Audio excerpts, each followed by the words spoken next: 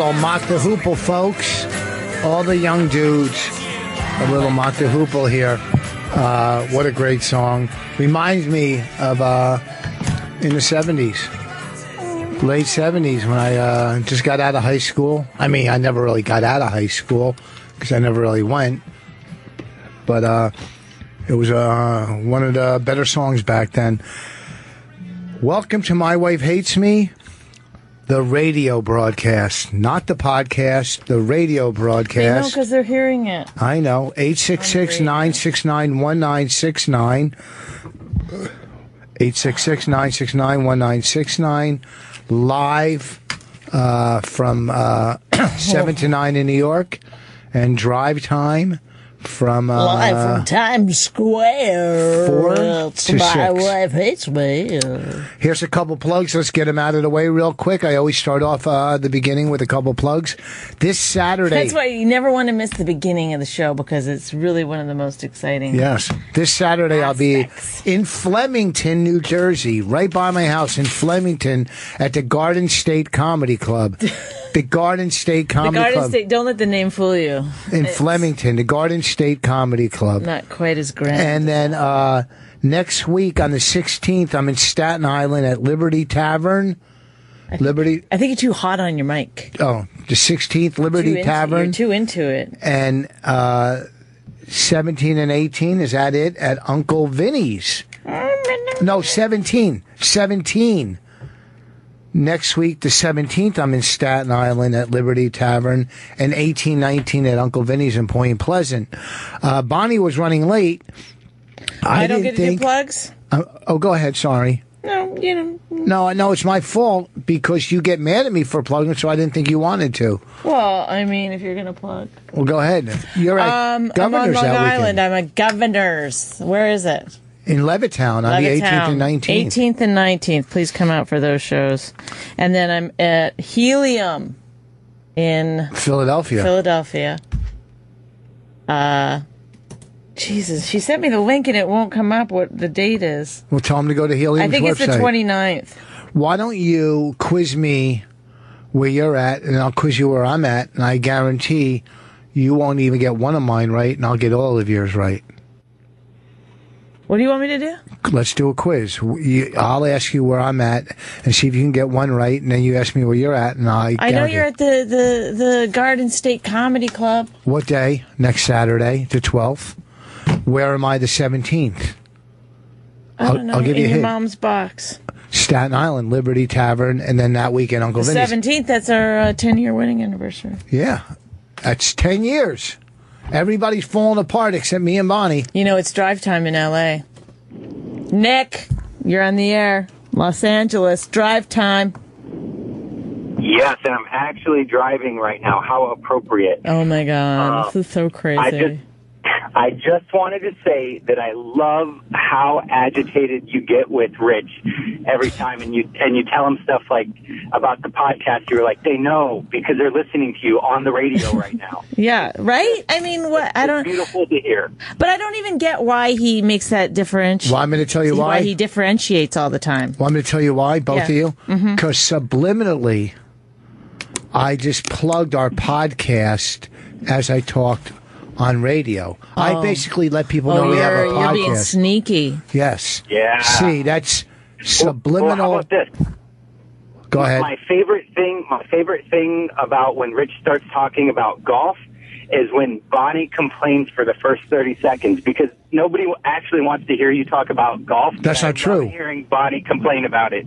There's a lot of people. You might not want to hear me, but you can't speak for other people. That's quite arrogant. There are people. Do you know how many golfers there's other are? people. I mean, Yes. I'm sure there's any topic you could talk about that you could find other people that wanted to hear about it. They have a golf channel on Sirius that runs all day, so obviously there's enough people. But it's like me saying, like, I'm going to talk about picking a scab. And then be like, really? Nobody wants to hear that. I'll be like, people do. There's people out there that want to hear about me picking my scab. Are there four major? You'd like to hear that, Nick? Are there four major? Way better than golf. See, there you go. Answer me this: are there four major scab picking tournaments? I haven't done all the research yet, so I'm going to hold off until I actually, because there might be some scab picking tournaments that I don't know about. Four majors. No. Are there playoff? Is I gotta FedEx? go. What's that? What do you do in L.A.? He hung up. He's like, I gotta go. He's like, see? He didn't hang up. He did hang up. He didn't. He did. We hung up on him. Really? He got nervous. Nick got the best of us. He got nervous because I started saying, hey. You know, honestly, I hang up on people all the time, and I often will be like, "Ooh, it was an accident," to lighten the whatever. But it didn't bother me at all that he hung up on us. No, maybe he didn't want to get pulled over by the cops for using a phone.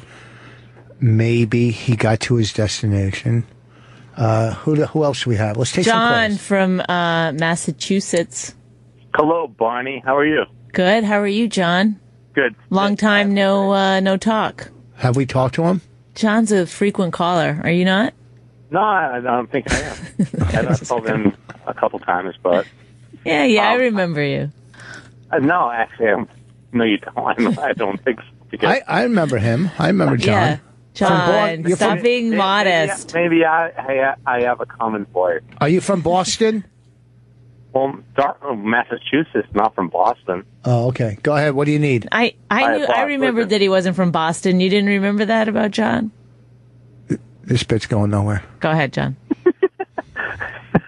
Rich is the best. He's such a narcissist. It's unbelievable. Thank He you. starts the show. He doesn't give you the time of day. Like No. He never says like I'm with my co-host or whatever. Nothing. No. Thank you. Thank He you. just talks about himself Thank all you. the time. He's an amazing comedian. I've been listening to you guys. I'm 45. So I've been listening since AAF, like way back in the day when Rich was a baby on the Opie and Anthony show. Yeah, but I never did Boston, Opie and Anthony. You never did? Not in Boston. No, I did NEW in New York. And No, you did. You did. They played you in AAF. I'm pretty sure they did. I was just in Boston over the weekend. How did you not come to the greatest club I was at in Boston? He doesn't live in Boston. But how far do you think he could be? It's like 45 minutes. That's not far. Did you go to the? I'd come see you. I'm already gone. I'm done. It's not a question of that. The reason I'm calling you is I'm picking up my daughter from cheerleading, and I'm just listening to you open the show, and I'm just baffled by the disrespect you give to Bonnie. Well, this is John. So funny. It is It's funny because so he's funny and he has and he you're is. both awesome comedians, and he's just kind of an ass. Thank you. I guess that's what. Yes, thank you. That's exactly what A narcissist would he say, is. He right? is. Yeah. I guess that's his personality. But I'm letting her wear my. funny. I'm letting her wear my glasses. Those are my glasses you took out of the house, right? Listen, Rich. What? TPC Boston this past week. Deutsche Bank. Go ahead, say that. Wait, say again. Deutsche Bank open. Yeah, I didn't go. No, can you say it? I'm not your puppet, bitch. You might be. Can you say it though? What would you shoot as that? What would I shoot there? Yeah, where? I don't know the name of it. It's the Deutsche Bank Open. Who would? It's big deal. Do you know who won? Do you know who won? I like that he's trying to Yes, set they you did. up Ricky Fowler. Yes, he did. for failure. He tried to set me up for. Can you say it? No, I can't Why? because I don't want to. This is really mature. I don't want Let's to. try it. Can you say I'm going to get hung up on in a second? Can Why say would you do that? Why would you do this to me? I am complimenting. because I have a little speech impediment, and you're trying to make me say a word that's going to come out with a little impediment involved in it. So why would I do that? If I was blind, would you say, "Hey, buddy, why don't you go this way and there's a stairwell"? Would you do that to a blind person? I hung up on him a long time ago. Oh, you did? But I thought that was the joke. Like, Oh, yeah, I thought you were saying like hang up on him, and then so I did. But I guess that's not what you were saying. I just went to a meeting to sign with personal appearance agents, and all I did was talk about myself. I didn't even ask them about their company, really. I felt bad when I left. I look. That's you might be a classic narcissist. You know, But I kind of knew what they do. I wanted them to know what like I'm whenever doing. you're talking to someone, do you just go, "Oh God, this person? When are they going to stop talking so I can jump in about something about myself?" It's happening right now. Okay.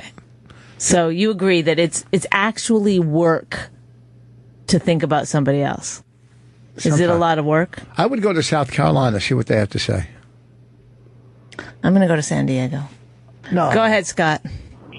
Hey, why don't you ever promote that San Diego drives too, not just L.A.? Oh, you know what? You're 100% right, because I love San Diego. You know what? And San Francisco. Next time, I'm going to do all three of them. Thank you for pointing that out. Hey, I have a question for Bonnie. Uh-huh. Hey, is that you in that picture that Bobby Kelly posted in your little hipster cabbie hat? Oh, yes, it must be. Man, you're a little hottie, huh? I don't know how to respond to that. I'm a transplant Canadian, so I had to represent the Maple Leaf for you there, girl. Oh, thanks, Scott. What do you do in San Diego? I do advertising, the most boring bullshit in the world. What do you do, sales, or you pitch ideas? No, I'm a VP, so I babysit a bunch of salespeople. Remember, prospect, presentation, close, follow-up. Dude, I'm so using that in my meeting tomorrow morning. Mm-hmm. Prospect, presentation, I like, though, that, close, see, this follow-up. is how much of a narcissist, this will be the theme of the show, that you would tell someone who's in advertising. You're actually saying it like you think you're imparting knowledge on the guy, right? Do you ever use those 4 words? I do. I have in the past. He's heard it, yeah. Is that basic? What's that? You must be watching YouTube videos by Zig Ziglar or something. No, I used to do sales. Everybody knows. He's always like, I'm such a great salesman, but you really you sold potted plants out of the back of a van. I sold cars. I sell myself on the phone. I gotta tell the car story. What car story? Thanks for listening, Scott. Thanks for calling. And thank you for reminding me about San Diego. The car story was when we were getting the warranty renewed or something. My Porsche's, I was getting an extended warranty. On your Porsche? Yes. So it was a place that had Porsches, and what was the other kind of car? Audis. Was it? Well, whatever it was, you spent a long time convincing the guy that you knew a lot about cars. Yes. And that you were Ted Alexandro's coming in. I want Ted to hear this story, because this is... Well, you want Ted to hear it? I want Ted to hear this story. Come in, Ted Alexandro. He's our guest today. Sit right here. No, that's too close. Come on. Yeah, that's good. He's straight ahead. How are you? Good, guys. How are you? She's saying I'm an asshole. She's telling us. One of the callers, we can take a lot of calls, and one of the callers pointed out that Rich is a narcissist, something I've been beating this drum for years. Yeah.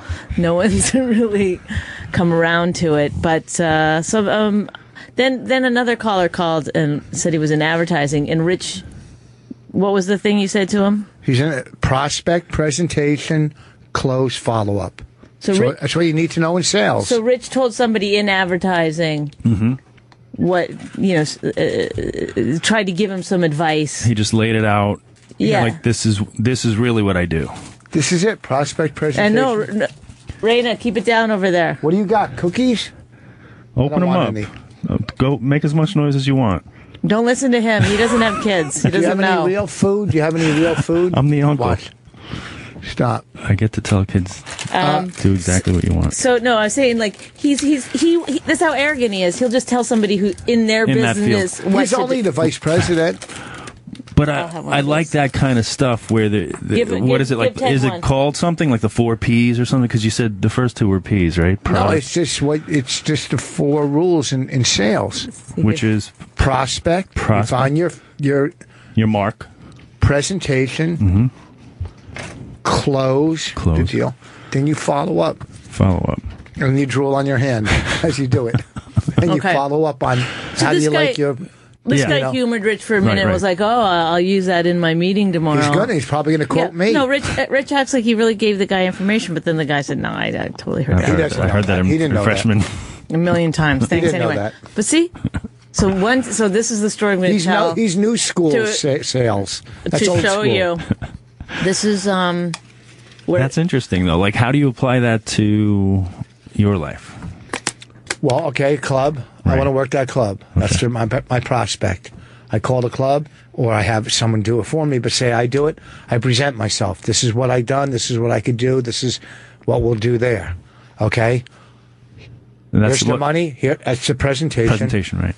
Here's the money. Can you guys hear me? Deal's closed. Close the deal, right?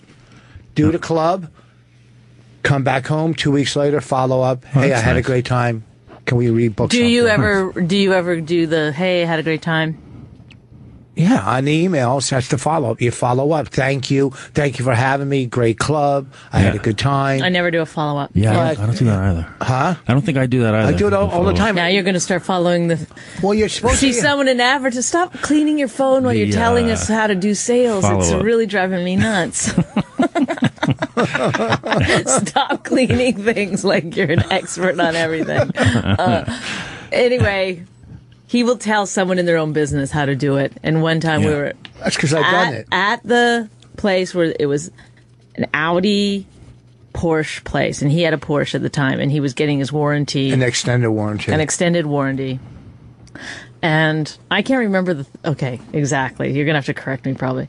So he spends a lot of time telling the guy, I know about cars. I did sales. I sold cars. I sold cars. He's, the guy's a little like... I can see the guy's like humoring him slightly, but getting a little irritated by it, And so Rich is negotiating the warranty. That finally the guy's like, all right, fine, whatever, that does the thing. And then as we're leaving, Rich goes, these Passats are pretty nice. He got the kind of car wrong. The guy was like, it's an Audi. Well, that's part of sales, right? It's just getting it wrong. Yeah, right. And when I sold cars, I took somebody's watch as a deposit. They say, I go, well, if you were a drug addict. No, I didn't. You're used to. I didn't take the watch from me. I said, no. When he says cars, are you going to come back? He means cocaine. That was his code word. No, because they go, yeah, I'll be back. Oh, leave a watch, and that way I know you're coming back. Right. Okay, that's what I did. Why don't you just go real quick to South Carolina? Let's see what they have to say. Is it about golf? Because I don't want to. No, Justin, number 5. No. Why not? If it was me, let's see what they have to say. Justin, come on. What's going on, Justin? Hi, Bonnie. I've turned over a new leaf. You can't tell?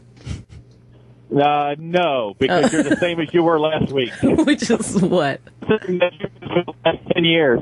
Wait, you're cutting out. Yeah, what happened? I thought it was my headphones. No, it's my shitty cell phone reception. Gotta love it. Okay, why do we gotta love it?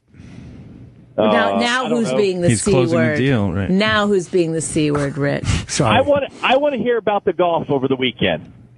Okay, Justin. First of all, Justin. People don't know on the thing. The reason I didn't want to go to it says Bonnie is being a C again as usual. So. Yes, you were being a C last week, and now you start being a cunt this week. What else is new?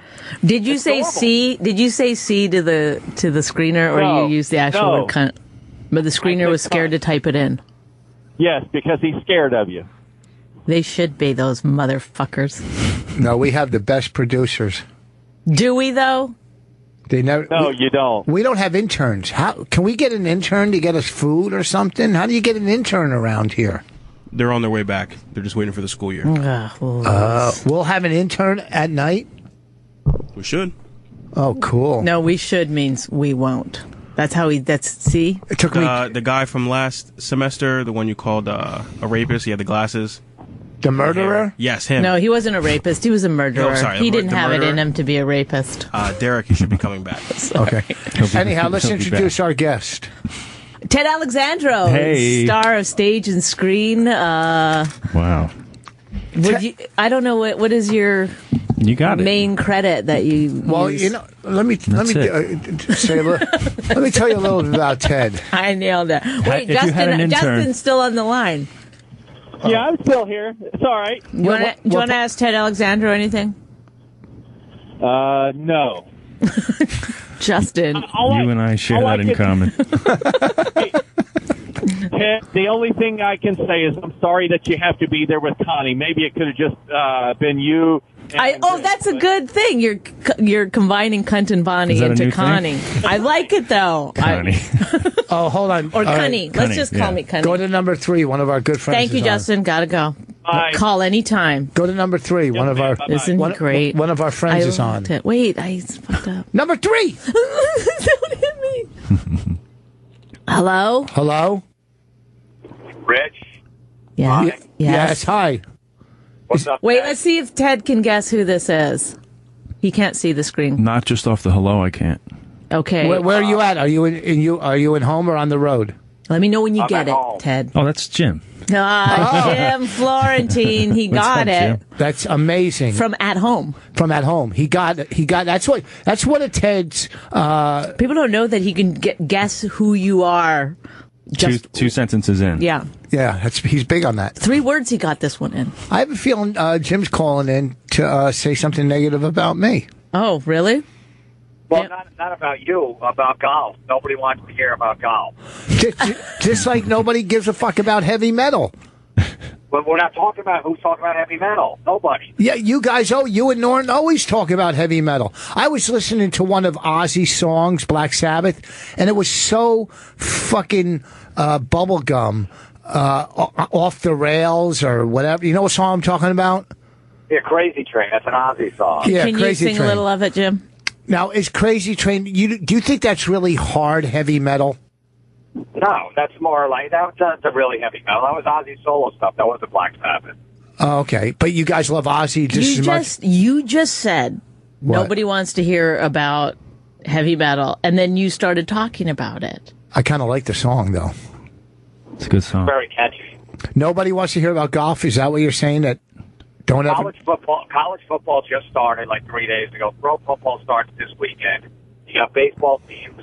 You know, the baseball playoffs coming up. Nobody wants to talk about golf. Even during golf season, nobody wants to talk about golf. Well, here's a couple things. Even golfers don't want to talk about golf. No. Here's a couple things. One, I'll give you 3 examples. One, it's the golf playoffs, the FedEx, so people do want to talk about it.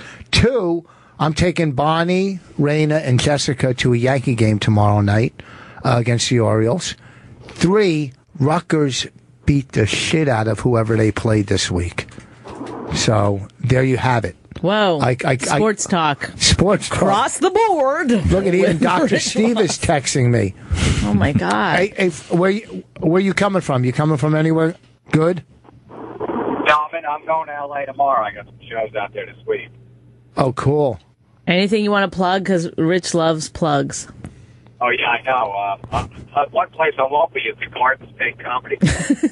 Okay, don't you think that's too much name for that place? The Garden State Comedy Club in It's like, Flemington? do you know what it is? Is that new? It's the back of a diner. No, it isn't. Okay, and it's called the Garden State Comedy Club. No, the tables are like these big round tables. No, they're not. Yeah, so you get like these 3 people at one of those huge. So there's a lot The of like banquet. negative space. Well, first of all, Bunny, I sell it out, so there's not going to be 3 people. Oh, well. I mean, Okay. there's still a lot of space for the tables, but don't call it the Garden State Comedy Club. That's what it's Call it called. like, hey, something going on in a diner, you know? Look, You like fries after you laugh? Is it one of those like the Bananas clubs where they have the it's a hotel but they turned it into a club? Is it that kind of deal? No, it's a diner in the back room. It's a banquet. You could also get married there, I suppose. All It's right. like a room available. Florentine, have you ever done it in Flemington? No, I've eaten there. Some pretty good food. Pretty good food. They've got the half sour pickles. Well, which I listen, love. it's 20 minutes from my house. Friday night, I'm at the Stand. Saturday, I do a gig 20 minutes from my house. I don't care. Nobody's judging you. You are. No, I'm judging the name of the place, not you. This has nothing to do It with has you. nothing. Look, You're if there going to was a sell it comedy- out. You're fantastic. And also, if I was going to go see comedy, especially with one of my heroes, a legend, what better place than to see it at some weird kind of backroom diner thing? It's so intimate and crazy. That would be the place I would want to go see comedy. Okay, if say there was an improv, big clubs. For the record, Ted's nodding. He doesn't understand how radio works, but he's agreeing with No, me. I gave it a Oh, He gave okay. it a very mellow. Say there's an improv. There's an improv in a strip mall, and in front of that improv is a diner. He's right? actively, now. There's a diner. No, see, now it's like one of those things. Once you buy something, then you see a lot of Oh, it. yes. Now that I pointed it out, Okay. you're gonna hear it a lot. So there's a diner in front of the improv. Matter of fact, let's what do you call it? In Bohemia, the comedy club Governors owns in McGuire's. McGuire's. Yeah. There's like in front of it a diner and a McDonald's in front of it. Right. Okay, maybe 50 feet. But those are legitimate comedy clubs. Say that was connected. It's still a comedy club. Jim, right? Your thoughts on this? It's still part of a diner. You get, bottom line, diner. And I don't see there's nothing wrong with having comedy there. I just think the name Garden State, it sort of sounds like maybe the government had something to do with it. You know what I mean? It's so like, don't market it as market it as what it is. Yes. Yeah. It's like the State Theater. This Dr. Steve sat for 2 hours in Charlotte, North Carolina last month to see you in the rain. And Florentine, you're working. Gaffigan? You work with Gaffigan, right? Yeah, maybe that's what that was. Yeah, so I think he really sat for 2 hours to see Gaffigan. Yeah, it was pouring. Yeah, it's true. I got on but like an hour and a half. But he's angry at you.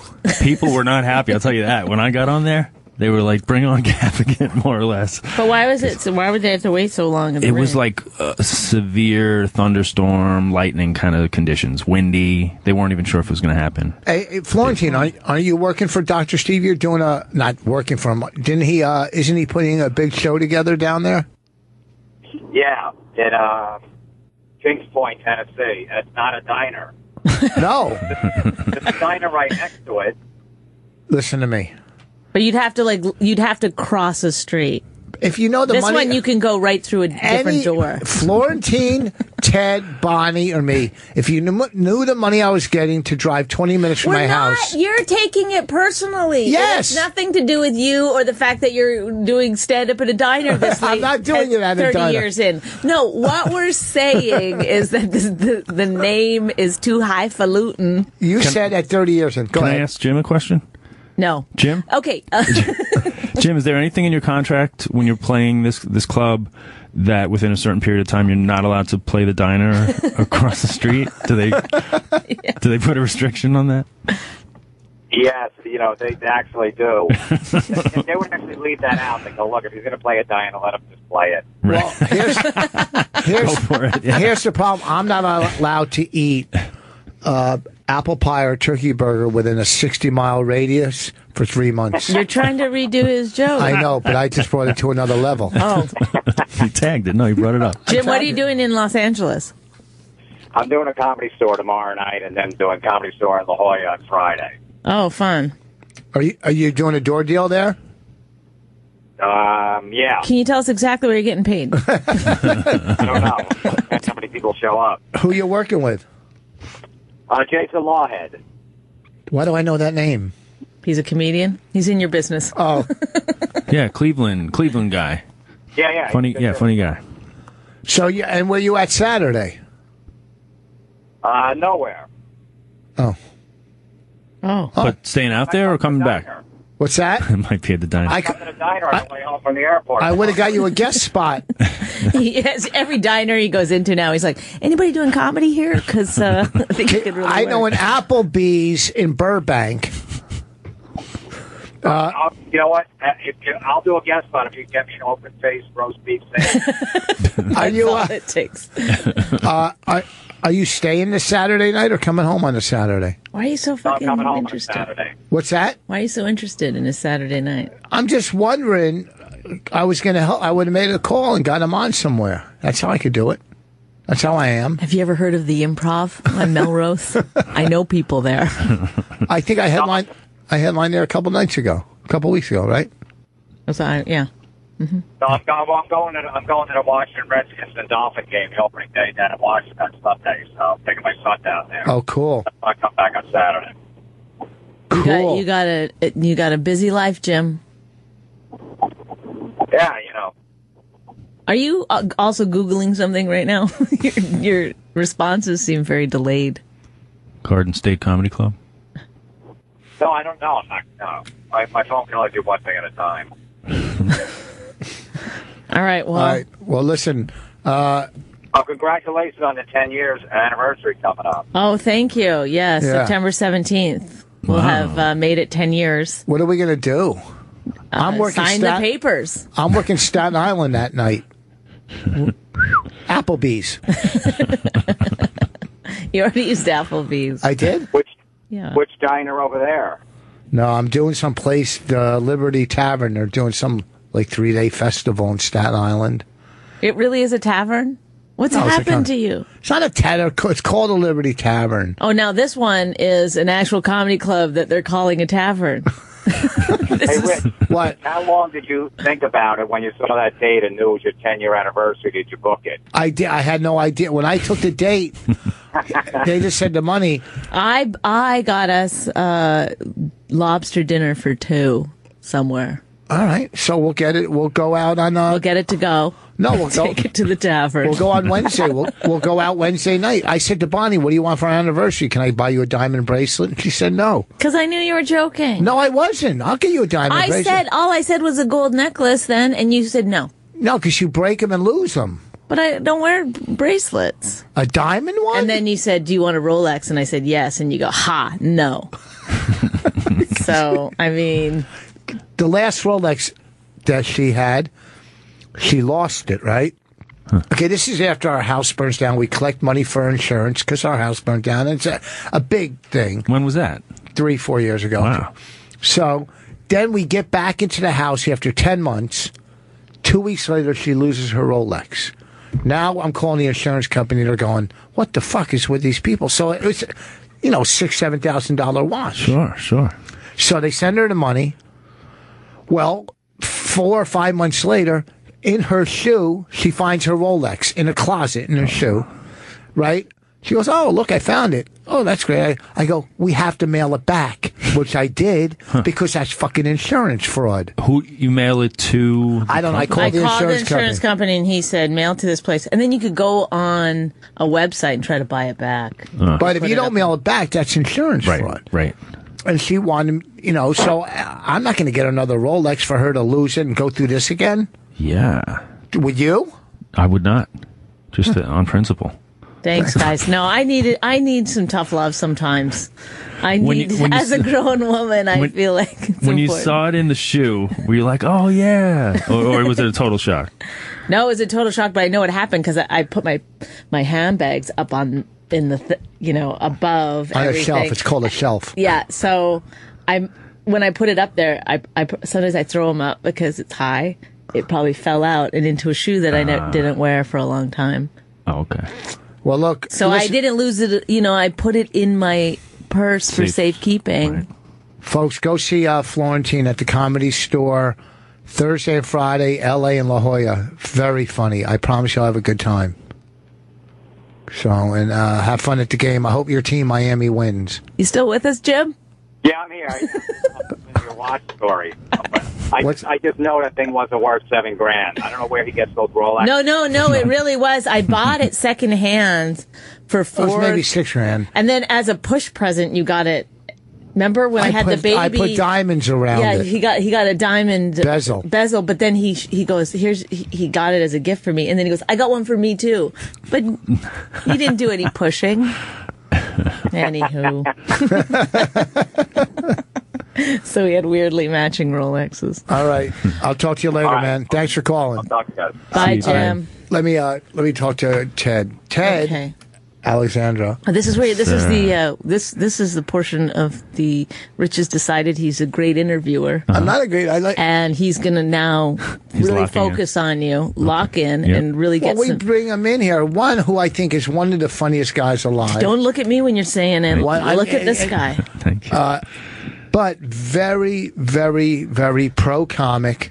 Yes. He is. Do you notice? I was saying this, if I might just get into this a little bit, that I don't see the angry black comic around, and I wish that I did. I think it's time, and I feel like you've stepped in and taken on that role as the angry black comedian. It's kind of funny, right? Yeah. But Ted, Keith Robinson tells me that I'm the, what does he say? Black president or something? I don't know, he calls me king of something, black something. So. Maybe low voice. You started a movement to get comics more money in New York. Yes. During weekdays and weekends. You're a communist. Okay. Is that fair? You and I don't know what that is, but it could be. You and Russ Maneve, right? Yes. Was it your project first, and you brought him in? It was actually 2 separate years. Initially, I did it by myself. I think in 2000, 2001. I did a petition that I got about 100 comics to sign. We signed it. I remember. Yeah, so this was pre-social media, so it was kind of just meeting people in Starbucks or, wherever, the pizzeria Diners. by the cellar. Diners. Keep the theme going. Right after a show, yeah. So I got about 100 comics, and there was a bump, like maybe $10 it went from 50 to 60. Were you worried about backlash from the clubs at that point? That was my next question. Can you let me do this? I'm sorry. Go ahead, honey. Go ahead. This is your time. I was not particularly worried. I was kind of at that phase.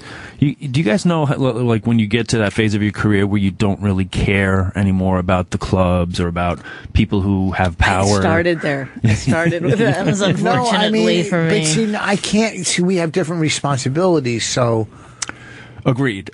I was in a very specific place in that as a single guy, no kids, whatever, and also I was at that point where I wasn't a new comic, but I wasn't like a grizzled veteran who had, responsibilities and stuff. So I think I was right in that place where it made sense, So I did that first.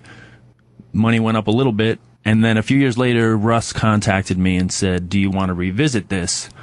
And I didn't really, because I actually, the Cellar kind of blacklisted me for a time.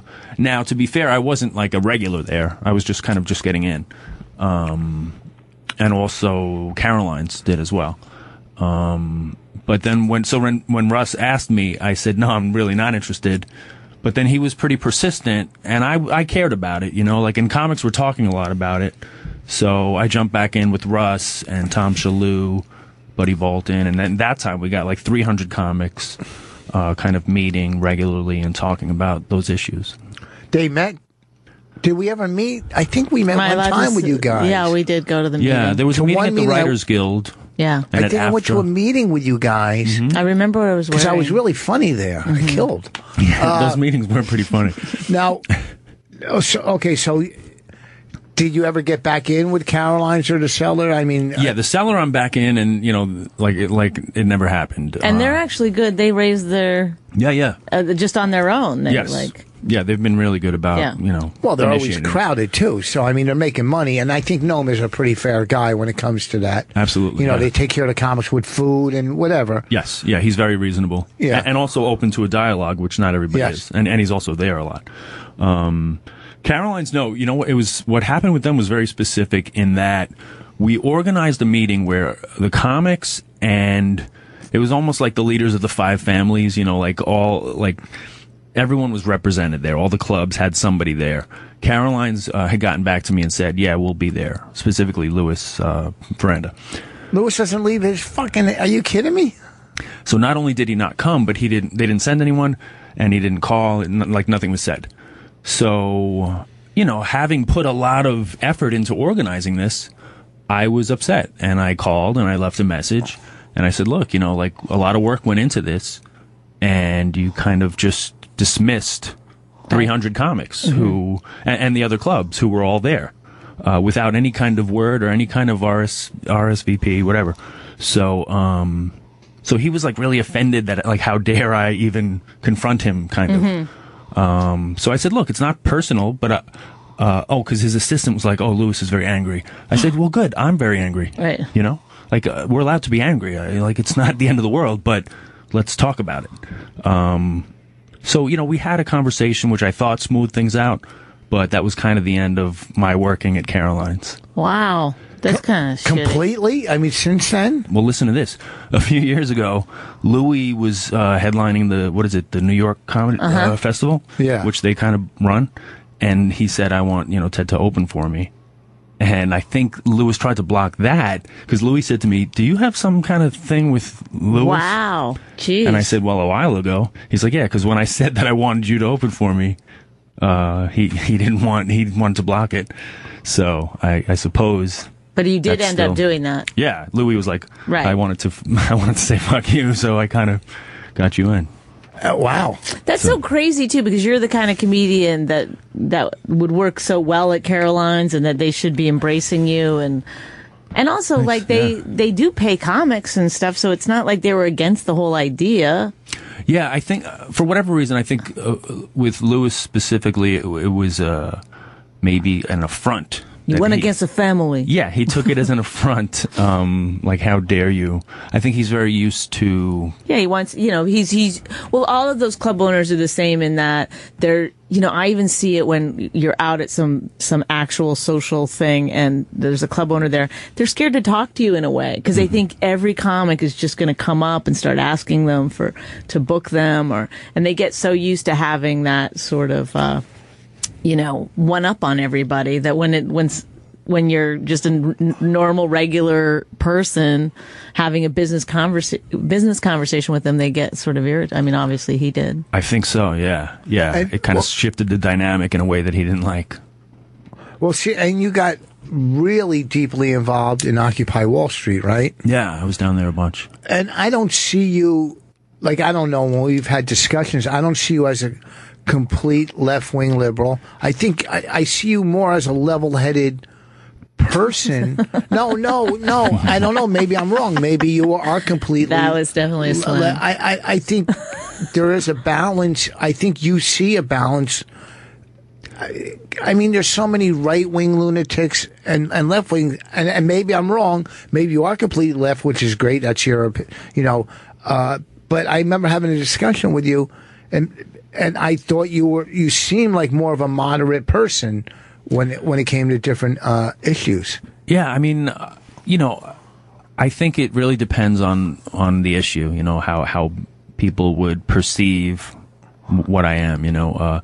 I guess on some level, I'm like, if a segment of our population is being ignored or strategically kind of left out, or if a segment of the population conversely is benefiting, obscenely by taking hold of the reins of power and kind of rigging the system.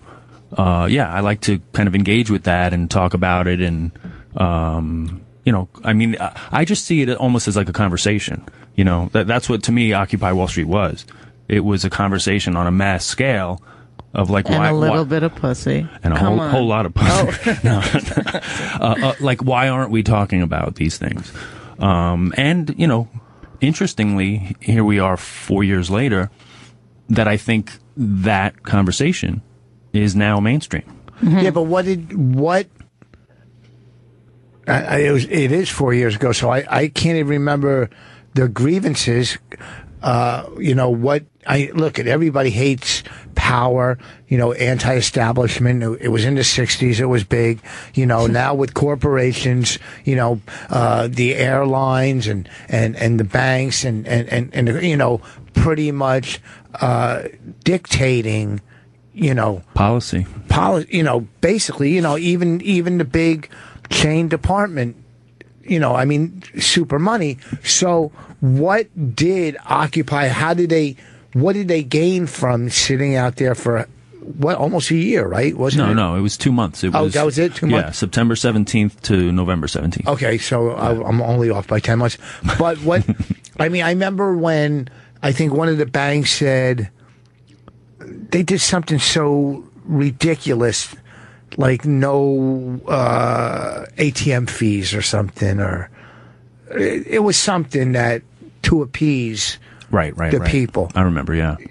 And what you cannot win against these powers. You can't do it. I'm booked a flight today, a flight that used to be probably $300. It was almost $600 today. Mm-hmm. They're all almost $600. Mm-hmm, mm-hmm. What do? You have to fly. You're not going to drive to L.A. or Vegas. Mm-hmm. So how, in your opinion, do you beat them? Well, I think that's really, again, what the whole thing was exploring, like that conversation. Like, what do we do? It wasn't like here's the answer or here's the absolute. It was a discussion, so I don't think of it in terms of, and I'm really not even big on labels or even politics, really. People think I'm political, but I'm really not. I didn't think you were. I'm more when I about told like you. ideas and like if there is some type of injustice or systemic injustice, I find that intriguing and compelling and like for me, part of Occupy Wall Street was being around, because we're around comics and artists and people like this, but being around Occupy Wall Street, a lot of academics, a lot of longtime activists, on the one hand, the media would portray it kind of dismissively as like the hippies in the These park. young kids, yeah. Yeah, but I met so many people who are now, 4 years later, really good friends who are way smarter than I am, and, it was just like being in circles that broadened my perspectives and, kind of introduced me to a lot of knowledge that I didn't have. Right. I think it's also, it works well for your comedy, too, the more knowledge that you have. Because sometimes you get up on stage and you're saying stuff and you think you're being smart, and then you go and read something and you're like, oh. No, of course. This has been disproved like 1,000 times, this theory that I thought was so ingenious. The best comics are older, who've experienced more in life and lived life. Well, look at the guys who are largely considered, like kind of the Rushmore, Pryor, Carlin, people talk about Lenny Bruce all the time. Just in terms of those three, they came up in the time that you're talking about, that counterculture kind of taking on the powers that be. You didn't want to say Steve Martin. Steve Martin. He doesn't fit the paradigm. No. I mean, they did come up in that time where Haight-Ashbury and Kent State and all the fucking craziness. The riots in '67 in Watts and in Chicago and in Plainfield, where I grew up. Over. Yeah. I mean, I grew up in one of the towns that they had riots or whatever. And Malcolm X and all these people, Abby Hoffman. We're talking Fred Hampton. Yeah, we're talking anti-establishment. Look, the Black Panthers or Malcolm X, they didn't hate white people. They were pro-black people. There's a great documentary at the Film Forum that I'm probably going to see tomorrow, Black Panthers documentary. Yeah, but that's again, like people sometimes forget. We experience it in real time now with Occupy Wall Street or Black Lives Matter, where the media will smear these campaigns that are essentially trying to bring injustice to light. So if they can do it in real time, they can definitely do it with history. Yeah. So the Black Panthers or, groups that were really, there's always radical fringes to every group, but basically they were trying to feed their communities. They were trying to take care of people who were in dire straits. So but it works both ways too. Like you say, there's also pro-white groups. I mean, they're considered hate groups that are pro-white. And I don't mind pro if you're not are you anti something else? As long as right? you're not holding the other person down, or you know what I mean. There's nothing wrong with look pro-Jewish or pro-Italian or pro. No one ever says if you go, well, I'm Irish, I'm very pro-Irish, and or I'm pro-Jew, so I'm pro-Israel. You know what I mean? Mm-hmm. So no one does that, and I think it's the white people it's the hate groups that are attached with the pro, you know what I mean? Sure. It doesn't make you a racist. Like I'm against flying the Confederate flag because it brings up memories of hatred. Mm-hmm. And even though I put it on my Facebook page instead of the rainbow, sure, right? But to be funny. But I think people are misinformed about the Black Panthers. Well, what I think is unfortunate. The old Black Panthers, not the new. Yeah. Well, what I think is unfortunate is that people don't get into a room often enough and just have a discussion. Which again, why I get back to whether it's Occupy Wall Street or Black Lives Matter or any type of grassroots movement.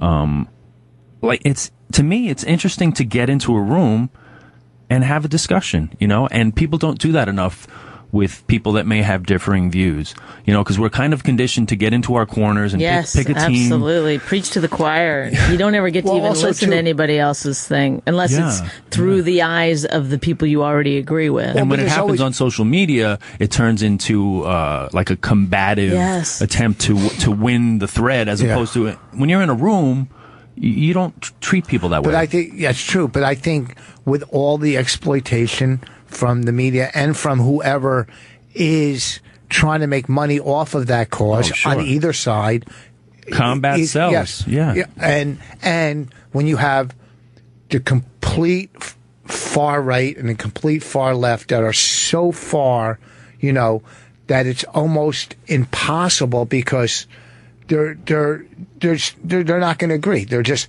if a Republican's in office, the far left is going to destroy him. If a Democrat's in office, the far right. If more people were moderate and just broke it down, because basically most people really are moderate in life. If you think they go, well, I'm conservative. No, I guarantee there's a lot of things that you agree with that would make you a moderate. And same with the left. Sure. But it's just that everybody's got to get their piece or exploit it. Does that make sense? Yeah, absolutely. I mean, again, like on the micro level of the Comedians Coalition, to me, that was like an injustice that we were suffering under, if that's not too big a term. But like since the 80s, we had not seen a pay raise, and it was already... And probably a pay cut, actually. Well, yeah. I mean, if you factor in the cost of living and living in New York and paying rent, everything else had gone up, but our pay had not. Well, I think the MCs got actually paid less than they used to. Oh, that's right. I won't work a club now. I'm not going to mention the name. One, because we had a deal, it fell apart, and the way they get people in the door is just complete fraud. Right. It's fraud. I'm not saying any names. And in my opinion, it's fraud. You'll go into Times Square and you'll see these people trying to get you in certain clubs around it, and they'll tell you anything. By any means necessary. Yes. And you know what it is? All it does is hurt. Sure. Comedy, because people are going in expecting this and they're not getting it and they're not coming back, and it's a quick fix. Right. Just like the airlines, the fucking bank, they're all about a quick fix in this country. Fuck the consumer, fuck the future. How can we make our money now? It's all a quick fix. Well, yeah, and I would take it just a step further in terms of, like, with Black Lives Matter, where people have this reflexive, like, all lives matter, or, this kind of thing. It's like, yeah, but, you don't show up at a cancer benefit and say, what about AIDS? You focus on... you focus I want to do that now. Hey, guys, right. listen.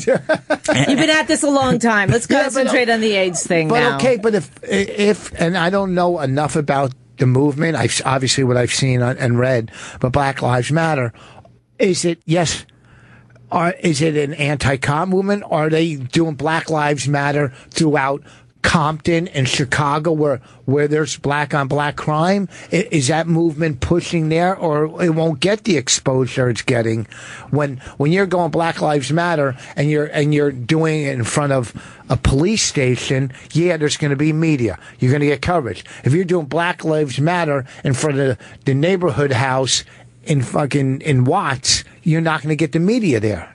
Well, yeah, I think it's also a distraction to kind of throw around terms like black on black crime or whatever. Look, there's not a person who's going to tell you that, like they want all crime eliminated, yes. But this is a pretty stark example when there's kind of rampant police killing unarmed citizens and then covering it up and then also not getting indicted. And there's a long history of that. So it's not... To call that anti-cop, I think, is a real stretch. I think in a sense, you could call it pro-cop because, I'm sure there's plenty of cops who were like, this is bullshit that we're being smeared because of these, cover-ups or rogue cops or, bad apples, I call them. Right. In our job, like if someone is kind of giving us a bad, like that fat Jew guy, right? That thing that just happened. I think he's hilarious. I mean, like, Yeah, But that kind of thing. That's his name too. You know, I know. That you guy. No, but he's like bad for comedians. He's bad for Jews. He's bad for fat people. Good. He's like across the board, really. And he didn't even kill anyone. He just stole jokes. You know? So yeah, my point being, like, why can't we have a conversation about that without it being perceived? Like, I always take it back to the simplest elements. Like, these are our fellow American citizens that, like, are being murdered, you know, in the street, unarmed, and then, you know, there's repeated cases of, oh, I thought the cell phone was a gun. I thought the candy bar was a gun. I thought this was, you know, so, like, at what point do we kind of say that, like, I stand with my fellow Americans that this should not be happening in my neighborhood, their neighborhood, in your neighborhood? Like, this shouldn't happen. Of course, but I don't think, okay, yes, a minute or whatever, but I don't think most cops get up in the morning going, of course not. I'm going to go kill some. I think they get up going, how the fuck do I live today? Of course. How the fuck do I not get shot? Okay? Of course, yeah. So, I think the way they exploit it, you know, I mean, when this is, and yeah, it is in a racial setting now, almost, because we're talking Black Lives Matter. When black people were running around knocking out white people, they called it a game. It's not a game. The knockout game. That's a sensationalized. Like, that was, I think, a media creation, right? Like, is that? I don't think that's real. Like, black people were like to generalize and say black people were going around knocking people out. To generalize that cops are shooting. That's a generalization too. When so many people are shooting each other. There's a big difference. For anyone to go around punching people in the face, I think everyone would say yes, that we don't want that to happen. Yes, but to compare that to, like, the police, who are protectors, you know, when black people fear the people who are our protectors, to me, that's worthy of discussion, you know. And again, I think it's important. Why don't we get into a room? Why can't we have cops sitting at a table with people, with activists, why can't we have that conversation? And I'll tell you why. They're not allowed to talk. Cops will not talk. They will not say anything. You know, I mean, I know cops who are now retired. Yeah. Who will, you know, you can have a conversation and they'll agree with you on certain points and say, yeah, this needs to be discussed, or there needs to be reform, but no active duty cop will ever, because you're going to jeopardize your livelihood. Okay, well, we're going to take a break, but I want to continue the conversation when we get back. We got a lot of calls coming in, so just, I don't know how long the breaks are, 10 minutes or something? Yeah, take 10 Hang on they're like 8 minutes. Hang on the line till we get back. Before we go, I just want to hear this one pre-Caitlyn Jenner story about Bruce Jenner. Go ahead, David. Hi, yeah, I know it's kind of out of context what you guys are talking about, but I went to college where Bruce Jenner did, South Central Iowa. Mm-hmm. And when I went there, they had his pictures all over the place because the Olympics and everything. He's very proud. Well, I was there last week, and all the pictures are gone. Oh. Well, I went and talked to one of the professors, and they said, well, to commemorate his, his courageous choices, we took all the pictures and we're tucking them behind the back door. Well, you know, is that the joke? Is that tucking? That's a tuck joke, right? So that's not like a real story. It's a joke. Come on. No. Oh, okay. Oh, because you know what? Bonnie brought up a good point. Okay, thanks, there, Bonnie David. brought up a good point, real quick. You know, they always have these horrible comic lists, the top 50, this and that, and they're horrible because I'm not on it, which I should be on any of them, but. Cosby's not on any lists anymore. I mean, when you're picking the top 50 comics in Life or 100, if he allegedly wasn't, he's a rapist. You can say it. I don't know. I can't say it because I could say allegedly. So you're saying should he still be on those lists? I mean, if he wasn't, he would be on those lists. So how many rapes do you have to be accused of before you're taken off a list? That's a good question. we always answer these tough questions with a Hitler answer, don't we? If Hitler really was good at art, would we would we still be including him as like one of the top 5 artists of all time? No. All right. Anyhow, all right, thanks a lot. We'll be back in a minute. Hold on. Oh. All right. Sorry. We'll see you in a few. Oh, we're back with Ted Alexandro. Okay. Yeah. The deep voice. This Saturday I'll be at this Saturday I'll be at the Garden State Comedy Club in Flemington. Don't be looking for no big building, y'all. On the 17th, I'll be in Staten Island at the Liberty Tavern. 18th and 19th, Uncle Vinny's in Point Pleasant. Bonnie will be at Governor's. The 18th and 19th. You got anything coming up? No, wait, and then a Helium on the 29th. And do you have any? And Helium in Philly. Do you have anything that you want to? This weekend, the 11th and 12th, I'm doing the Accidental Comedy Festival in Cleveland, Ohio. Oh, it just happened. It just by accident happened. Yes, it wasn't even planned. Who? Anybody else there? They can get away with a lot by calling it that, you know. Yeah, right. It's like transportation doesn't show up. They're like, well, this is very last minute. Kind of the theme. There's a lot of comedy festivals. We're doing one in Atlanta, Boston. Well, Boston's been going now for like 12 years. But yes, I'm doing one. Jim McHugh's. Yeah, that's fun. We're just doing our podcast there. Nice. Live. But what's the one in Cleveland? This guy, Ramon Rivas, put together this festival. They have a really good scene there in Cleveland, and it's kind of just like a very comic friendly. They take good care of you. You know, there's only one club, Hilarities in the Improv. Yeah, and I don't think the club's even really involved. I think it's just a lot of like they have something on top of a building. It's called a roof. Yeah. What is that at the top? Wait, what is it? An alternative thing? Yeah. I think it is kind of. It's kind of rooted in that scene. You know, because I don't think the club. Maybe the club's involved. I don't think it is though. How many other New York comics going, or is it? There are, gosh. Can you give us the entire list? Accidentalcomedy.com, I think I can't remember. But there are, Baron Vaughn is going to be there. Mike Polk, Jim Twos. You don't know any of these people, do you? You don't know Baron Vaughn? Baron is on Baron Von Meter? That that new Lily Tomlin show on Netflix. Oh, really? Baron's on that. No, I saw that. I saw some one or two of those. Yeah. We started watching Narcos on Netflix. I've heard good things. How did you like it? Well, we're only into 3 episodes.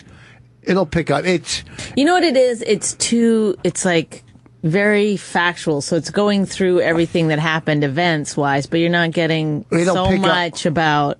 I like more personal sort of stories going on. Yeah, it'll pick up. Let me tell you, the guy. It's like reading a history book. Pablo Escobar. I mean, the drug trade in Colombia to this country and throughout the world. I'm going to go dig up there was a few shit places going on in Colombia where city blocks were being blown up at one point. Oh, that's the guy. Did you see the 2 Escobars? That documentary about? No. Like the guy who got shot, the soccer player who got shot for scoring an own goal. It was, but it delved into the whole. Because his name was Escobar as well. We saw the documentary on Bulger in Whitey Bulger. How do you feel about that name? Okay, I'm pro Whitey, but. I heard the movie's great. The documentary was okay, but I heard the movie's great. Is it? Yeah. Who's the star of it? Somebody on Netflix, right? No, it's out in the theater. Oh, the movie's coming out. I heard it's supposed to be great. Who's the lead of it? You answer me. Is it Johnny Depp? Yeah, no. it's Johnny Depp. Is it? No, I think I don't think so. Is balding guy? I don't know. That's who he's playing. Do we have anybody to look it up? No, nobody fucking gives a shit about Johnny Depp. Wait till we get that murderer back. He was the best. Hey, before when I was talking about pro-white groups, I'm not pro-hate white groups. Like when I kind of liked Farrakhan when he preached pro.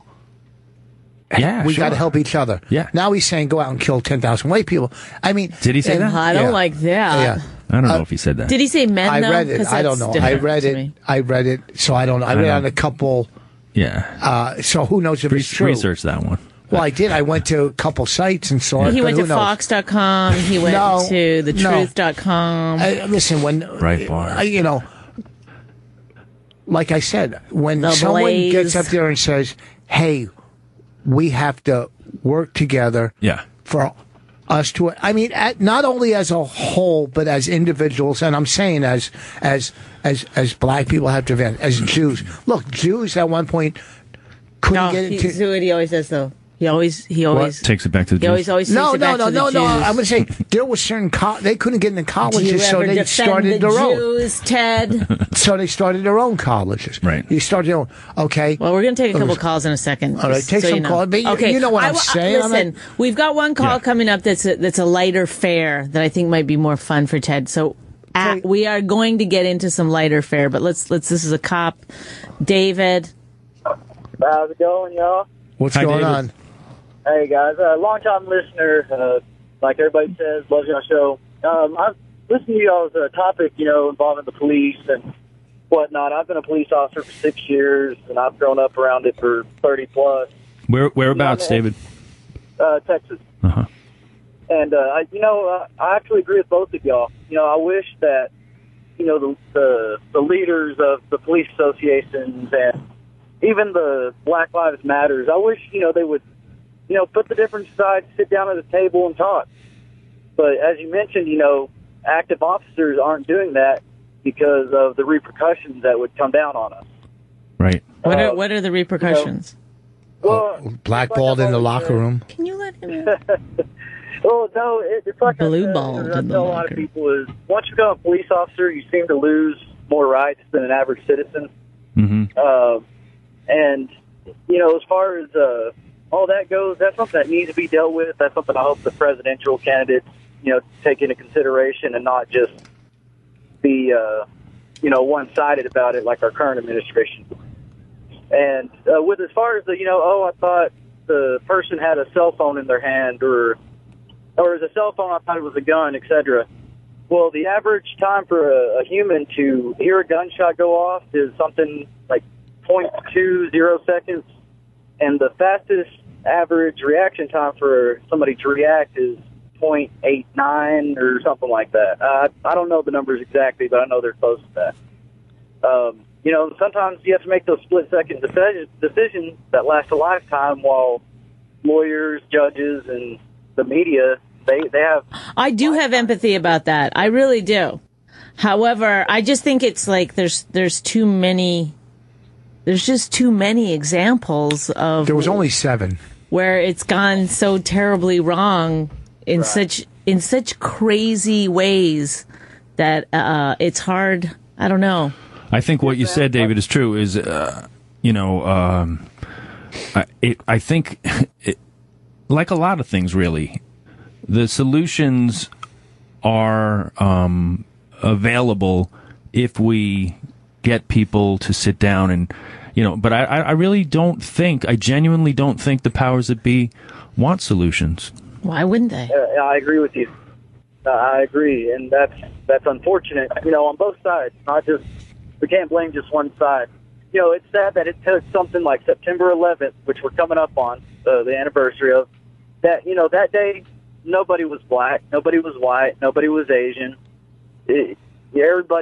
Every American came together and stood together, and now to hate. We're the complete opposite of that. We had a common enemy, no, but the common enemy thing is a powerful force. Yeah, but guys, I'll let y'all go. But thanks. One question: do you know who's starring in Whitey Bulger movie? I don't, man.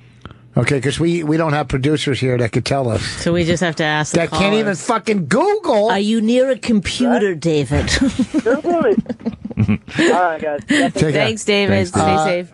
Are you a big conspiracy theorist? Do you? These things that come to, I can't help it. I look at them. It's the awful. only one I wanted Conspiracy to be stuff? true. Yes, the conspiracy ones. Was Sandy Hook. I wanted it to be a conspiracy. Because obviously, you don't want. Right.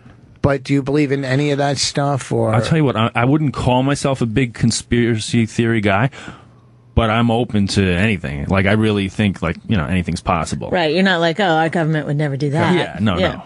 My eyes are open, but those things are, most times when you watch one of those, unless it's obviously a wacko, most times it's like, that's reasonable. I could see elements of that.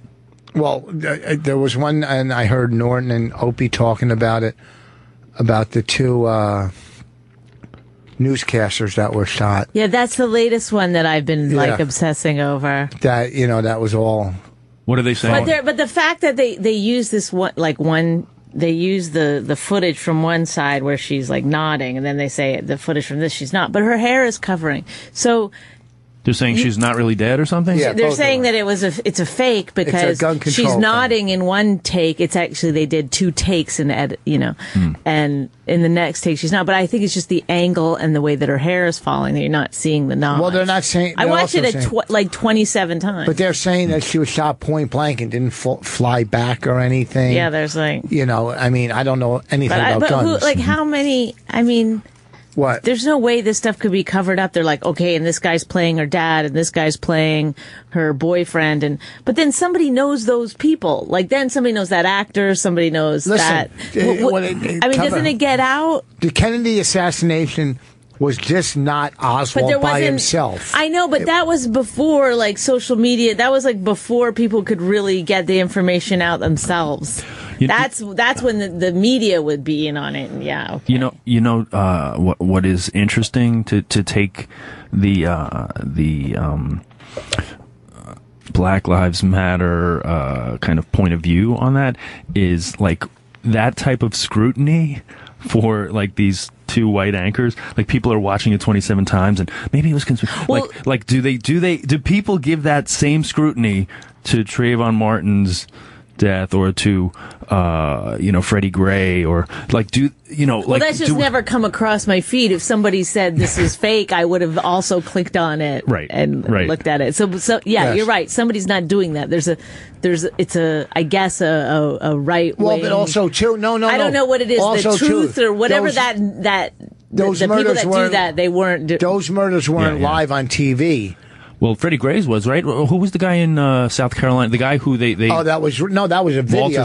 Walter Scott. That was a video where he was running from the cop car and got shot. Yes. That's a video. That wasn't. This was a live newscast. Gotcha. So, I mean. Yeah, but there's other ones that they do that you watch, you go, oh. But if you're But I don't know why, because are they saying it's fake? Sorry, Rich. Are they saying it's fake? That the reason that it's been faked is so that they can get tighter gun laws? Yes, they want gun. That's why it's about gun. If that's what the case is, it's about gun control. I thought it was student films. And that's create awareness for student films. Okay, I'm wrong. And the same kind of argument is used for Sandy Hook, right? Yes. I watched that whole thing and you did too, right? Oh God, I got really into that. That conspiracy, and I'm watching this going. I mean, because you prayed it was a conspiracy, because then all these kids are still alive, right? And whoever put it together is going. I mean, you're really questioning this, but how the fuck are you going to get that many actors and that many? I mean, that's the whole town, right? You know what I mean? And, sure. Right, like then you would know someone and be like somebody at the cellar table would be like, no, I actually one of those guys I worked with once. It would happen, right? It'd get out. How would you cover up 9/11? How the fuck would you? How could you kill that many people and cover up? I don't care how good you are. How does that not get out if that's a conspiracy? And there's people that really believe that our government did it. Yeah, 9/11. The flight that landed in Pennsylvania, that one? No, the whole thing. Yes. The whole thing. Well, yeah. But that one was the one they made the movie about, flight, whatever it was called. Oh, yeah. Right? Yeah. That, about where they took over the plane. Yeah. But they're saying that the whole 9/11 whole thing was a cover up. So how the fuck? Yeah. Could you do it? Yeah. Well, I mean, there's got to be one deep throat. It's not inconceivable. Like, look, to go to war, history is littered with reasons that they went to war that were fabricated, right? So if this is another one, I mean, it does seem kind of preposterous and extreme, but is it plausible? Yeah, I think so. Really? Yeah, but to you know why I won't believe it? You know why my brain won't believe it? Because I cannot. Even though I know bad shit happens in the world, that one's just too evil for me to really I just won't believe it. But and the difference between going to war and 9/11, one's an actual event that takes place in a day. Going to war is spread out throughout. But that was used as the rationale for going to war. That after that they had enriched uranium and all this kind of stuff, right? But we could have they could have easily without killing 2,000 people came up with another fucking reason to go to war. True. Without taking out 2,000.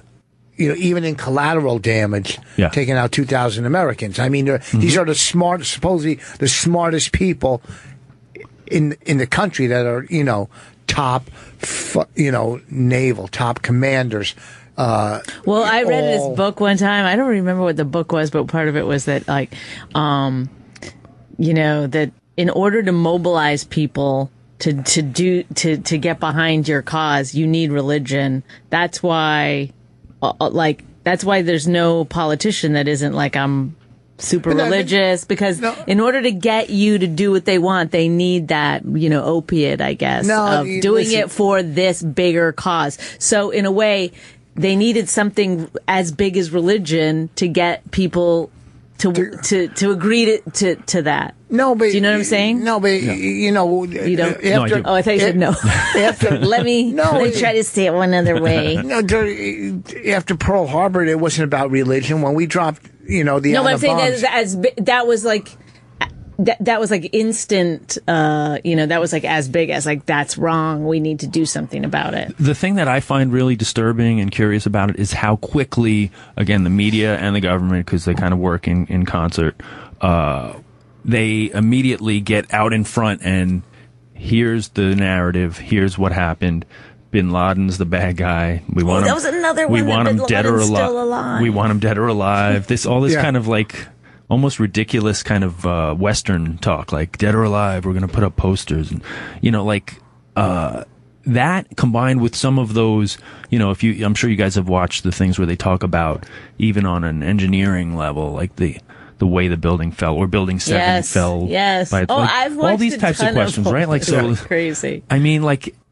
When they get out, here's a shot where you can still see it. Here's a shot where the plane is like not really going into it. It's when they get out in front of the story that quickly with all of the answers, everything solved, it's just not feasible, And then you have all these engineers saying, no, that's not the way a building falls and all this kind of stuff. Or like that it had steel frames, so there would have to have been explosions. Like, I mean, these are valid questions coming from engineers, as far as I'm concerned. Yeah, but I don't know what engineers are these engineers with? We're going to have to take a very important call. I'm sorry. Let's take this very important call. Go ahead, Chad, from Denver.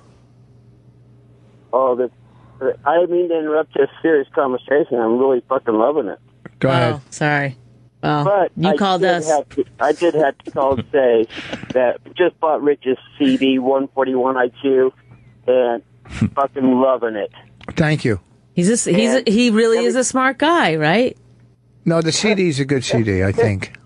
Every time my friends come over, anybody who knew who comes over, I got to play it for everybody who comes walking through the door. Sorry, that might be cutting into your money, but I got to play it for everybody, Rich. How did you get it? It's not for sale online. How did you get it? I got it on Netflix. 141 IQ? Yeah. I think he's what? I think he's thinking of somebody else. Somebody else. Aziz Ansari named his CD 141. No, my CD is not on that. Are you talking about our movie? Damn it, we listened to it on Sirius XM is what we fucking did. Yeah, that's where they played it on Sirius XM. Oh, shit. I'm sorry. That's okay, because I want to know all of a sudden I had a flashback, and I'm like, holy shit. Because I bought your other CDs and shit like that, so I'm a huge fan, so all of a sudden I'm like, oh, shit. Is anybody reading conspiracy into this? I'm not sure I believe it's possible. He's even heard 141 Ted Alexandro is really fucking into my brain, and so I am,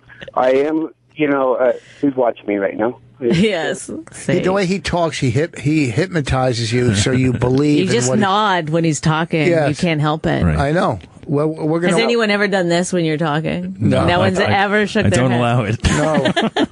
No. Thanks for calling, Chad. Can I ask Ted a question? Oh, sure. Yeah, of course. Are you Jesse Ventura and that his Alex Jones? Jones, what do you think about them? Do you follow them or? I don't know a whole lot about Alex Jones. I've seen a few videos that are kind of interesting, but he does kind of veer into the extreme for my taste. But yeah, it makes a lot of cool points, interesting questions. Jesse, same thing. And I love a guy that, puts his money where his mouth is, and he ran for office and kind of took down the establishment candidates in Minnesota when he ran. So I'm kind of impressed by him, even though he's a little bit out there at times. He took him down too out of his celebrity status. He wasn't that extreme when he was running for office as he is now. True. He definitely wasn't that extreme. But he was extreme in the context of politics. Politics played very safe. Do you think Jesse Ventura looked extreme when he wore his wrestling tights? That was one of the more extreme things he did. Yeah. Yeah, look at that show, man. Okay, thanks for calling, Chad. What do you... Can we go to this? Becky's been holding for a long time. Becky, where do you live in New Jersey? Central Jersey. Central. Well, what town? So do we, Becky. You're allowed to say what town. You're not the only Becky. I'm in Somerset. Oh, that's Central. That's Central. I was in Somerset today at my mom's nursing home. Aww. I had to leave. It's so depressing. Go ahead. I do have an answer to your question, though. It's Black Mass starring Johnny Depp is coming out next Friday, September 18th. Thank you. Johnny asked us if we could do this call-in bit. It's called what? What's it called? To promote his movie. What's it called? It's called Black Mass. It's about... I thought it was about Newark. Oh, yeah. I've seen those posters. Black Mass, yeah. That's Johnny Depp. Richard, we're talking to Black Lives Matter Kingpin That was good. No, it was good. I condone it. I heard the movie's great. Johnny Depp. How did you hear that? People that saw screeners. Who name one person you know that saw a screener? A screener person. Who told me? Conspiracy. Fuck, they just told me up in Boston. Somebody in Boston. Oh, sure. Yeah. Okay. Maybe that's where they filmed a lot of it. Yeah, they filmed a lot of it up there. Becky, please don't be on his side. Becky, are you... I'm really excited for the movie. Becky, are you hot? Are you hot? I would say so. Why do you ask women that? It's so awful. Because her voice sounds hot. I know, but then just imagine her as hot. You're allowed. This is radio. You're allowed to imagine her any way that you want to. Becky, are you married? On your own time. Are you married? No, I'm actually not married. That's kind of why I'm calling. I was wondering maybe you guys can help me out. If this is about getting married, are you hot? Wait, can we help you out? Actually has to do with it. Can we help you out? How does a really sweet chap from Jersey find a good guy when everybody is getting married and I'm kind of feeling like the only single one in the group? You're 30 Jewish? is still pretty young. You don't have to get all crazy about it. No, but her ass is going to go. I'm sorry? I said no. I don't want you. Someone. Go ahead. What were you saying? Oh no, it's getting difficult. My friend circle is kind of turning into it's double time, but everybody's all off doing their couple routines. So right, like you want to get married before they're on their second one, right? You want to have your first one. Second, third, yeah. Yeah. You're Jewish too? Yes, I am. Do you have a good? She's got a great personality. You can tell. What do you do? What do you do for a living? Are you allowed to tell? I'm going into broadcasting. Oh, look at her. Her voice is fantastic. Have you ever been close? Have you ever been close to getting married, Becky? Kind of. I moved up to Boston because I met a guy through eHarmony, and I thought we were going to get married, but it turned out not to work out. So I'm back here in Jersey. Did he know you were going to move to Boston? Oh, yeah, that was the plan. Like, I moved up there to be with him. Oh, but yeah, I know you moved up there to be with him, but was he aware that you just showed up on his doorstep? He was like, wow.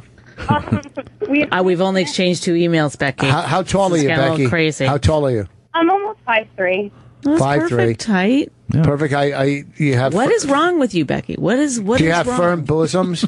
She sounds perfect. She's lovely. She's smart. I say you're a smart, independent woman and enjoy life as an independent woman, Becky. And eventually, a man who's worthy of all 5'3" of you will show up. Let him do it in your ass. That's my advice. Do you work out, Becky? That's what I was essentially. She's paraphrasing what I said. Becky, do you work out? I'm getting back into the swing of things. I used to be a 2-hour-a-day gym rat. So Oh, God, that's too much. So you get back in the swing of things. No, stop. It has nothing to do with her body type. I want to see if she's There's worthwhile. something psychologically deeper going on. With her? The fact that she thinks that she needs to get married. First of all, if you just moved to New York, that would all change because none of your friends would be married yet. It's just you're living in a place where everybody gets married right after college. Somerset is the marriage that capital. might actually be the solution to my problem. Thank you, because I'm not looking to actually rush to get married. I just kind of need some more people to hang out with.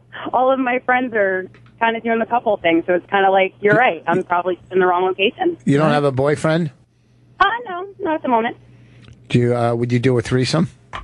Well, you and Ted are going to nail Becky? That sounds fun. I'm not going to lie, I'd be open to it. I mean, why not? Sounds like a great gal. I'm telling you. Fellas, Somerset, let's get on it. I'm saying, Bonnie, let's take her home. 5'3", we could throw her from you. I could throw her over to you. Then you could throw her back to me. You know what I'm saying? I never know how I'm supposed to respond to these kind of like things that you say. Because if I'm like, I don't want to hurt Becky's feelings, but gross. And can we see what she looks like? I don't even want to fuck you. Like, can we see what she looks like on social? I think I'm done with fucking in my life. Can we see what you look? You know what? I don't want to. You know what? Good luck, Becky. Thank you. Listen, you're gonna do fine. Well, you should move to New York anyway if you're gonna get into broadcasting. And also too, this weekend, Becky, I'll be Saturday. We need a producer, Becky. We should get her to move here, become our producer. We have a producer. We fire Lewis. Sorry, I'm just spitballing this. I'm not saying it's gonna happen. Maybe we should let her co-host one night. Like come in and co-host. What kind of broadcasting do you want to get into? I don't really know. I'm really new to the industry, so. I'm really good at writing. I really like coming up with different ideas for things. I'm really super creative. So I don't know. I like to talk to those two. So she's got so much more confidence than I. You know what we should do? That would be somebody's I would be like I'm a little bit creative. That would be a great bit I think once a month that we should bring in someone from the public to co-host our show with us. I know. Let's get a fishbowl and we'll get people to put their business cards in. And once a month we'll pull them out. I think we should bring Becky. This weekend I'm at the Garden State Comedy Club in Flemington on Saturday. Why don't you come down, let them get a look at you. Yep. We're not going to just hire some woman without looking at her. Yeah. Your voice sounds great for radio, but we got to take a good long look. We bring her and Ben in together, and we have two co-hosts one night. Okay. Maybe she'll hit it off with Ben. Oh God, I would never do that to someone. Why? Ben? I think you and Ben are a little couple on the side, and you don't want to lose them to Becky. When would I see him? Huh? When would I see him? When I'm on the road. Oh, yeah, that's right. You're gone a lot. I just realized. Oh, you're right. I do have a lot of time. All right. Thanks, Becky. Good luck to you. Go to see Rich at the New Jersey State. What is it? The Garden State Comedy Club. In Flemington, One Saturday. of the best comedy clubs in the country. Or the following weekend at Uncle Vinny's. Joining us. 18th and 19th at Uncle Vinny's. I'll definitely see if I can make it. I mean, Flemington's not that far from here. Everything's 15 minutes in Jersey. That's right. You got it. What's this guy from Ohio? What's he asking? Boy. Matt, go ahead. Hey, guys. What's going on? No, come on. Let's go. Let's speed it up. Well, I mean, I was called about one thing, but that Becky girl, her voice is pretty hot. And, boss, we've actually met a couple times. I'm Mike from Ohio, the golf dude. I'm his buddy, the Lebanese kid. He's met a few times. Oh, I'm coming to Ohio in a couple weeks. Wait, whoa, Matt, what do you look like? Boss, do you remember me? I don't know. Yeah, he's short. Yeah, you sound like you're about $120. Does that seem right? He fucking $1.75. He hits the ball a fucking mile. Are you hot? What's your waist size? Matt, are you the friend or are you the one I play golf I'm the with? friend. No, Mike is the guy. I'm the one that always calls and uses Mike to talk to you. So, But wait a second, I'm coming to Ohio in a couple weeks. It's all about the flags. In October. in Yeah, October. email. We'll hook it up again. No, listen to me. I'm not fucking around this time. Are you in Ohio listen. Where's that? For the accidental, yeah. Cleveland. I want to play Firestone when I'm there, and I know you can't do it, Matt. You're not good enough. You're not smart enough to get me on Firestone. Matt. Matt, this is how Rich gets people to do stuff. No, I want to play Firestone. I just played Bel Air and Riviera. I want to play Firestone. He wants to play Firestone, Matt. Can you make it happen? I sent you guys an animation a while back, and you never responded. So I don't know if I want to, do any more favors for you. You didn't do us a favor if you sent us your work. We didn't ask for it. No, you asked me to do a minute bit of your animation because you were looking for an animator. Oh, whatever. No one cares about this. But you did? Wait, I don't know. Did we look at it or use it? Well, I don't know. You never got back to me, so I don't even know if you saw it. Well, whatever. That's irrelevant to the whole Firestone. I agree. If you want to get on the good side of Rich Voss, tell Mike. Mike's a semi-pro at his course. He teaches. You would think he'd be able to have a hookup at Firestone, right? No, we do. We both do. Are you fucking for real? Yeah, no. Our other buddy, he's a golfer. I thought the animation was really good. Yeah. No, I'm kind of remembering it now. No, you guys are fucking liars, so thank you. Get me on Firestone. I'll be there in October. I'll try. Well, I'll be in September. Actually, if you guys are having fans, then you should have me in so I can push them out just as much as you do. So. You talk too fast, Matt. I know. You're not good on radio. I'll be honest with you. Don't talk to Matt that way. Matt, where do you are you in Cleveland? Yeah, well, right outside of Cuyahoga Falls. Because Ted Alexandro is doing the accidental comedy festival. in Cleveland. I will be there. I will actually be there this weekend. Yes, sir. He's fucking funny. I got to admit, I don't like him as a person, but he's funny. Well, you guys are off subject a little bit. I don't know if we talk about it anymore, but the conspiracy shit. I don't know if you guys ever heard David Icke. David Icke? Yeah, he's nutty as shit. He's like on the far end of the spectrum of conspiracies and talking about like the British family being like lizard people and all that shit. It's kind of funny to listen to. Oh, I also enjoy those ones. I like the ones where everybody's an alien and stuff. Yeah, no, that's the whole thing. Like, there was one that you could figure out if you were an alien. Like, some people don't even know. Like, I might be an alien. I don't know. You have to get your blood tested. Do you know how to tunnel? Well, the fact that no one can figure out why I married you might be one sign. But this guy Snowden says that Obama's still alive. No, not Obama. No, my conspiracy is that Obama died, and then we're just seeing a. No, Snowden said that what's his name is still alive. Bin Laden? Osama bin Laden. Right. I heard that one too. Yeah, I just read that. That is like a bit of a conspiracy in and of itself. That Osama bin Laden, like it's all too much. But no one saw the fucking body. Yeah, they just dumped it in the ocean like he was like fucking big pussy from Sopranos or something. I don't understand why they wouldn't play him back at least. Well, in the article that I read, that all that he had to do was change out his jacket and shave his beard. I heard he's running. And he's completely unidentifiable. I heard he's running volleyball at Club Med in he gets $100,000 a month for his 5 wives and him.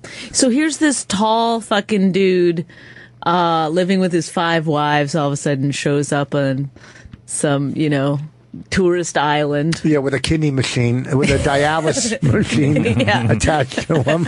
Yeah. I have no beard. Why you think me that? This jacket, would I wear it? No. But how come they didn't see, all of a sudden first of all, we go into Pakistan without them knowing, like, most likely it would be against their will for us to go in and do a kill mission in Pakistan. So we fly under their radar, do whatever.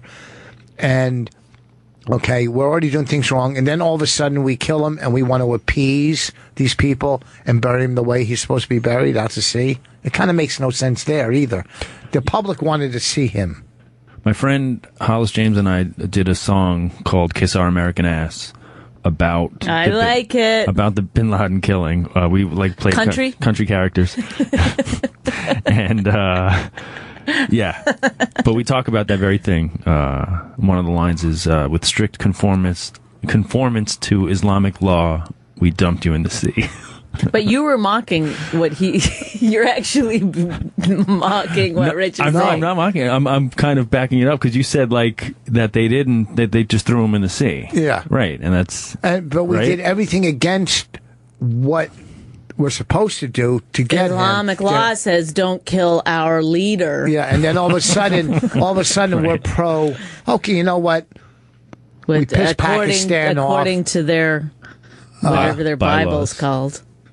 Hey, wait, Ted. According to their papers, Ted you had the big fucking webisode. The web series. The Quran. I remembered it later in the conversation. He's got a big web series that we never got to...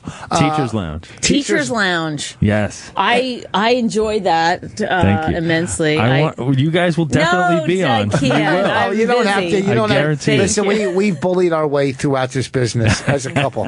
I mean, don't worry. I'm big doing fans of for both Colin. of you. Huh? I'm big fans of both of you. But a married teacher couple, I mean, come on. We have parents on too, so we could definitely write. Yeah. You know what I always think is a funny thing. So I'm pitching him a storyline now. Is that Raina, when she was very little, had a male teacher, and remember that? And I used to think like every single parent came in and had to like that was at daycare. Yeah. No, that was when she was really young. But then, someone told me that their, daughter has a male teacher in like second grade or something. I was like, it's too young. Not fifth and up should be man teachers. I don't know why, but it's just a weird thing. I was a music teacher K through 5. Oh, God! But you had to know with this voice that every parent was coming in and like, is he a pedophile? Well, no. For music, I think you get a little bit of a pass because music is like you're arty. Yeah. Like if I was just a straight up kindergarten teacher, that'd probably be a little weird. Well, who's the biggest star that you've had on your webisode? I would have to say Gaffigan. We had Gaffigan played the school nutritionist. Lewis Black was the principal. Lewis Black's pretty big. David Tell was the school photographer. All comics. You've never had any actors come in. Alec Baldwin. You had Alec Baldwin. Get the fuck out of here. He does the voice of the principal. He does the voiceover of the school announcement. But how did you get him to do it? That was crazy because Janine Garofalo did the first 5. One of my favorite people on the planet. He is such a huge Janine Garofalo fan. It's ridiculous. Is that true? That's absolutely true. You're not... Yeah, for a long time I think he didn't realize that she's brilliant. She's a brilliant comic. I agree with you. I think she doesn't get her due. She does not get her due. Yeah. No, what are you kidding me? If you're a good comic and you can't see that she's a great comic, then you're fucking out of your mind. But a lot of guys are really dismissive of her. She never does the same set twice. But why are they dismissive of her? Because she's a woman.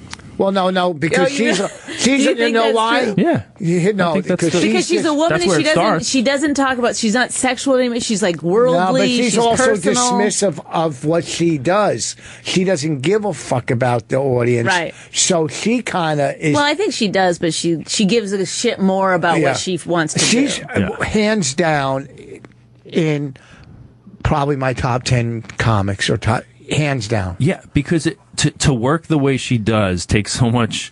I don't like saying balls, but like conviction to just stylistically, like she doesn't bail. She doesn't bail on it, No, but she's also her vocabulary. She's Maria Bamford without the voices. They're both on a level of a whole nother level. Really smart, of stand-up comedy. I agree. A whole nother level. Both of them. I agree. Maria and Janine. I agree. I think and me. Yeah. Oh, those are the 3 legends. So just to finish that thought though, so Janine did. I love though that's your pick. Like it's like no one would think Rich Voss's picks are Janine Garofalo and Maria Bamford. Fucking great they're great comics. Yeah. I mean, I love comedy throughout history. Right. No, that's one thing I've always liked about you. You didn't care where anyone sat in terms of like political standing or what color they are or what gender they are. You just like the people you think are funny. And then that surprises me that you love Janine and Maria. Oh, hands down. Anytime fucking Janine comes on Sirius, it's so fucking brilliant. I mean, same with Maria. And unpredictable. I mean, too. You can never see the joke. Like, where is this going? Right. Like, I also. And you like her honesty too. Yeah, and obviously I'm a Stanhope fan. I fucking love Jeselnik. There's certain people that you hear. Like I could listen to Stanhope for There's certain people that just what. No, I already told him he was funny earlier. I already told him I put him definitely. Well, you don't think I gotta have a vagina to you get don't on the think list? I put him into Buddy Bolton and Like Jezelnik? No, please, we fucking quote him too. But you know what I'm talking about. Of course, so you got Janine to do your episode. So Janine did the first 5 school announcements just to get her. Yeah. I was over the moon that she said yes, and then she had to do some kind of movie or something. So she was in Vancouver and said, "Oh, that's that TV show she did." Yeah. So she's like, "I won't be around. I'm sorry if you can wait," but we couldn't wait. So Alec Baldwin had tweeted about me like 6 months prior, saying I'm listening to Sirius and Ted Alexandro's really funny and smart. So I just tweeted back, "Thank you. I'm a big fan." So I said to Hollis when Janine had a bail, let's take a shot. Let's go through Judah Friedlander, who had also done Teachers Lounge. Judah put us in touch, and he said yes. Like within 24 hours, we got an email that is so exciting. Alec Baldwin was on board. That's fucking great. All right, we got to. So wait, where can we go and see the? Yeah, you can find Teachers Lounge either through TedAlexandro.com or on YouTube. Just look up Teachers Lounge. Awesome! Thank you so much for coming in. Where are you going to be at? The festival? I'll be at the Accidental Comedy Festival in Cleveland this weekend, September 11th and 12th. Cool. And you, Bonnie? I'll be at Governors 18th and 19th of this month, so get your tickets now. And then also, where am I? In Philly. And at Helium at the end of the month. This it's Saturday, a Tuesday and a Wednesday. This Saturday, the Garden State Comedy Club, Flemington. And then Thursday at Liberty Tavern, Staten Island. Next weekend, Uncle Vinny's. Very great guest. Thank you for coming in. Very fucking insightful, interesting, and funny. Thank you, guys. Ditto. Get out.